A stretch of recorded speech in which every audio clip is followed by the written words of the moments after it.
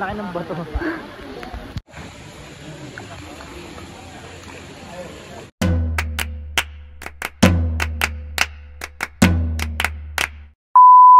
Hi guys, this is Nel TV and welcome back to my YouTube channel. For today's video ay pupunta tayo sa Silva Hot Spring Resort sa Calauan, Laguna. Ito nga pala guys, ang unang pagkakataon na mag-hot spring kami. So ayun guys, samahan nyo kami at simulan nating mag-road trip. Sip your chai, you got nothing to hide. Yeah, your future's so bright, so just smile like there's no one watching. Early morning on a Saturday, wake up, time to get it started. No one's gonna get in your way, no one's gonna leave you broken hearted. You don't need nobody else, everyone knows you're doing well, so well, yeah. So ayun guys, matapos ang ilang oras nating biyahe mula sa Quezon City ay narating na rin natin ang parking area ng resort.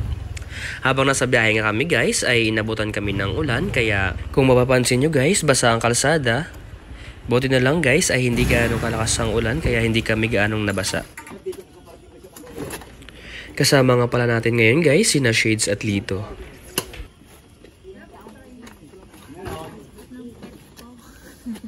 At nagbayad na rin kami dito guys ng parking fee, 20 pesos sa kada motor. At dahil bawal daw mag-iwan ng helmet sa motor ay nagbayad na rin kami ng 5 pesos sa kada isang helmet na ipapaiwan sa kanilang tindahan.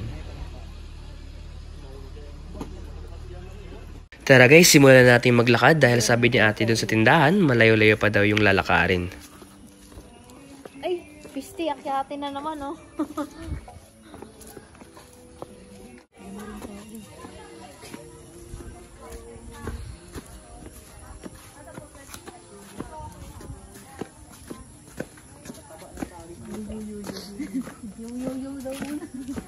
Dito nga pala guys, bawal na magpasok ng kahit anong klase ng sasakyan.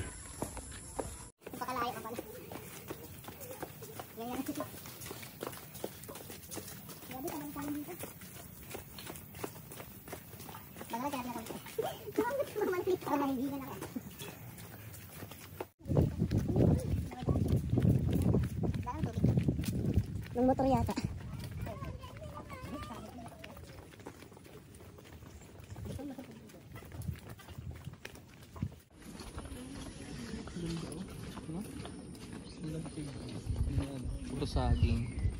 Yung daanan nga pala dito guys ay may katarikan. Na-imagine na namin kung gaano kami mapapagod mamaya sa pag-akyat pa uwi. Sa ngayon guys, di pa namin masyadong ramdam yung pagod dahil more on pababa pa kapag papunta pa lang ng mismong resort.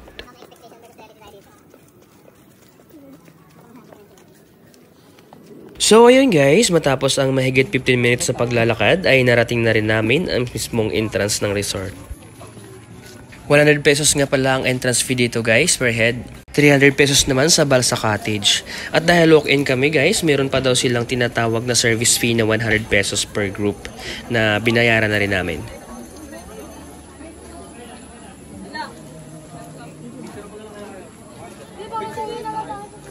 At ito nga pala guys ang cottage namin.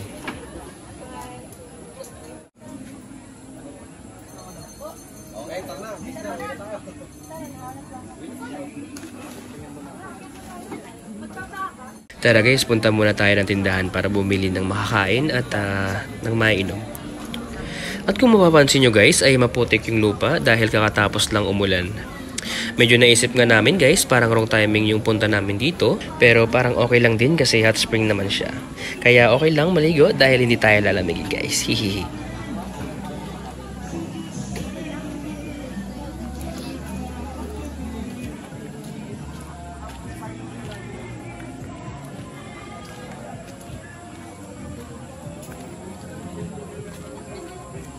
At bago natin marating yung tindahan guys, dadaan muna tayo dito sa tulay na madulas.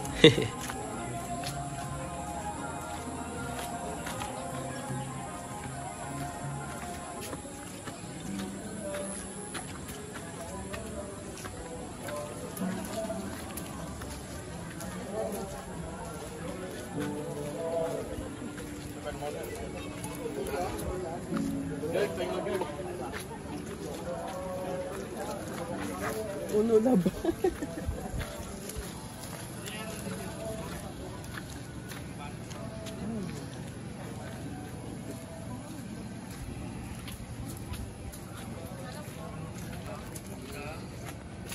Ito nga pala guys, sa mga kubo malapit dito sa tindahan. Dito guys, pwede mag-overnight.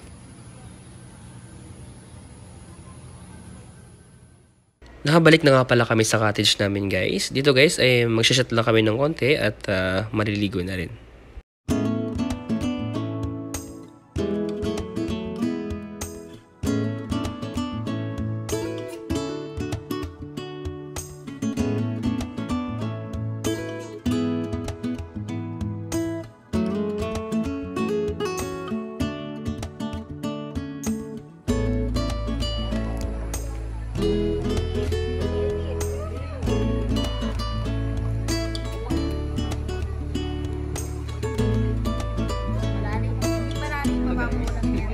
Maligam-gam.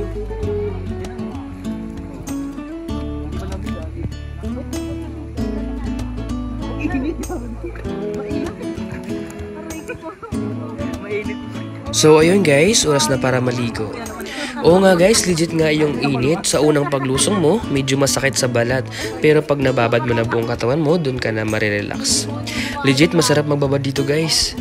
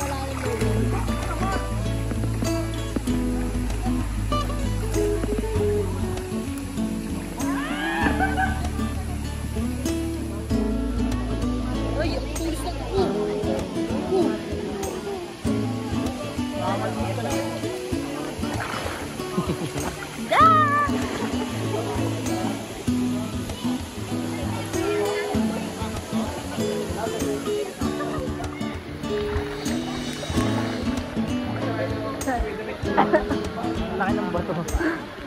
Pag nakalapak na lang sa boss, okay. It's no. Pasanin mo ko! Dito ka pipicture nga tayo eh. 1, 2, 3.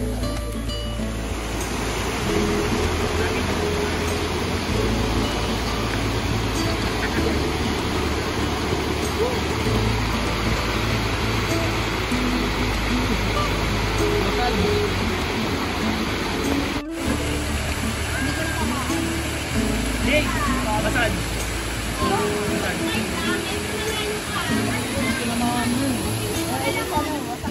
Maging gorilla daw siya.